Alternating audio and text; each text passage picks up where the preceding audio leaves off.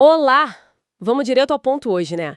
Explorar aqueles direitos super importantes da nossa Constituição, os fundamentais. Isso aí, a base de tudo. A gente tem um material aqui que cobre desde o direito à vida até, assim, as várias liberdades, né? Expressão, crença, trabalho, ir e vir, se juntar com o pessoal. Uhum. A ideia é entender não só o que está na lei, mas como isso funciona mesmo, na vida real, com as interpretações que já rolaram. Exatamente. São os direitos que, no fundo, definem nossa cidadania, nossa relação com o Estado e até entre nós mesmos. O material foca bastante na parte legal, constitucional, o que é essencial. Sim, E o mais legal é ver como essa teoria toda, às vezes meio abstrata, se aplica em casos bem concretos, sabe? E às vezes bem complicados. Vamos começar então pelo começo mesmo. Artigo 5º. Já chega garantindo vida e liberdade. Mas assim, direito à vida. É só não morrer? As fontes falam que tem mais coisa aí. tem sim. Tem uma dupla visão, né? Por um lado, é o direito de não te tirarem a vida sem mais nem menos. Certo, o básico. Mas, por outro lado, e acho que isso é bem profundo, é o direito a ter condições para uma vida digna de verdade. Faz sentido. E a liberdade? Segue essa linha? Parecido. Tem a liberdade de fazer suas coisas sem o Estado ou outros te atrapalhando, sem um motivo justo, sabe? A liberdade civil. Ok. E tem a liberdade de participar das decisões, de ter voz na política, né? A liberdade política. Ah, entendi. Mas o ponto-chave é, nenhum direito desses é absoluto, né? Já. A própria Constituição já bota umas exceções. Pena de morte em guerra declarada, por exemplo. Nossa, verdade. E aí entram debates mais complexos, tipo a lei do abate, ou as exceções para o aborto legal, para salvar gestante, estupro, e aquela decisão do STF sobre fetos anencéfalos. Mostra que a lei está sempre tentando achar um equilíbrio ali. Certo. Então é essa vida digna e essa liberdade com várias facetas, mas sempre nesse jogo de equilíbrio. E as liberdades mais, digamos, específicas? Tipo, liberdade de expressão. Ah, essa é a central. A Constituição parece bem ampla. Falar o que pensa, criar, se informar sem censura antes.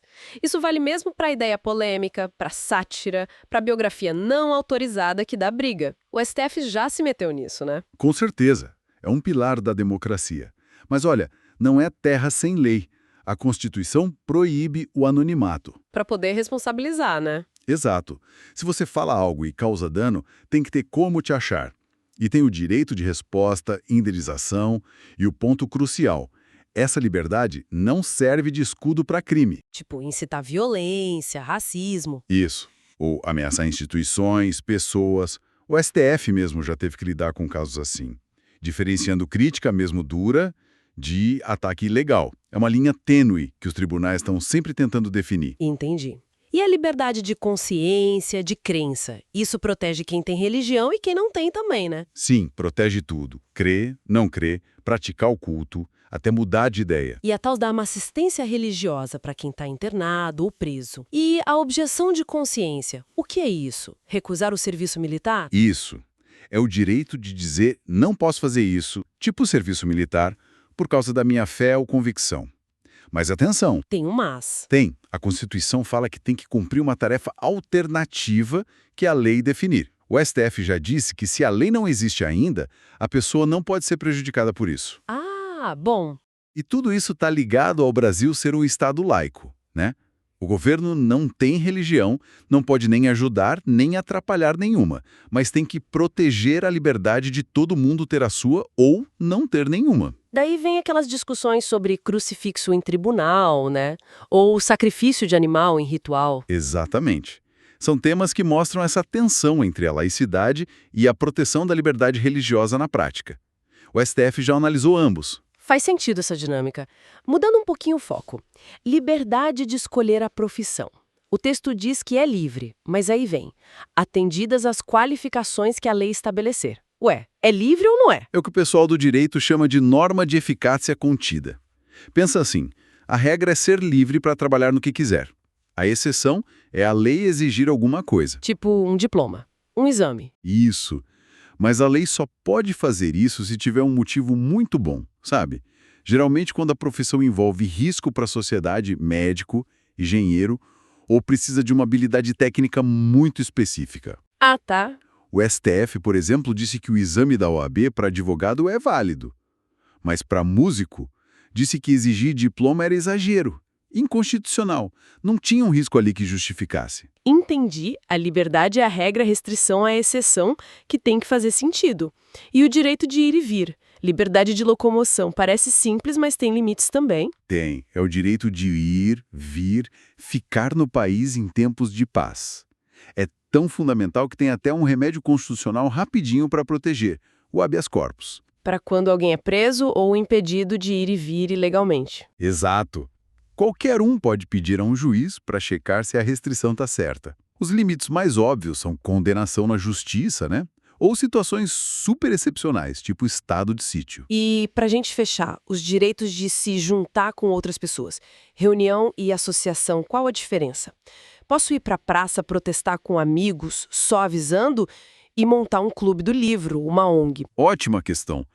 Reunião é para encontro temporário, sabe? Pacífico, sem arma, em lugar aberto.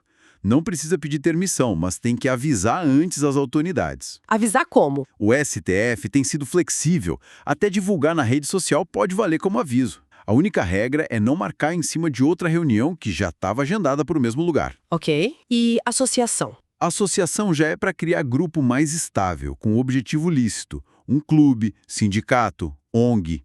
É proibido montar grupo armado paramilitar. Certo. E ninguém é obrigado a entrar ou ficar numa associação. O governo não pode se meter em como funciona. Mas a justiça pode, se precisar, suspender ou até fechar a associação. Fechar? Assim, direto? Não. Para fechar mesmo, dissolver, precisa de uma decisão judicial final sem mais recurso. O tal do trânsito em julgado. Uf. Realmente é uma teia bem complexa de direitos, né? Todos lá garantidos, mas quase sempre com uns poréns, uns limites, essa necessidade de equilibrar com outras coisas. Os materiais mostram bem isso. Exatamente. São direitos vivos, que mudam conforme a sociedade e as decisões dos tribunais mudam. E isso deixa a gente com uma reflexão, né? Pensando na amplitude da liberdade de expressão, que protege até o que a gente não gosta de ouvir, e na complexidade da liberdade religiosa, de consciência. Como é que a gente, como sociedade, acha esse ponto de equilíbrio? Como garantir essas liberdades sem deixar de lado a ordem social e a proteção de quem é mais vulnerável? No dia a dia mesmo, onde é que termina a opinião, mesmo a mais dura, e onde começa o discurso de ódio, a ação que realmente prejudica o outro? É uma pergunta que fica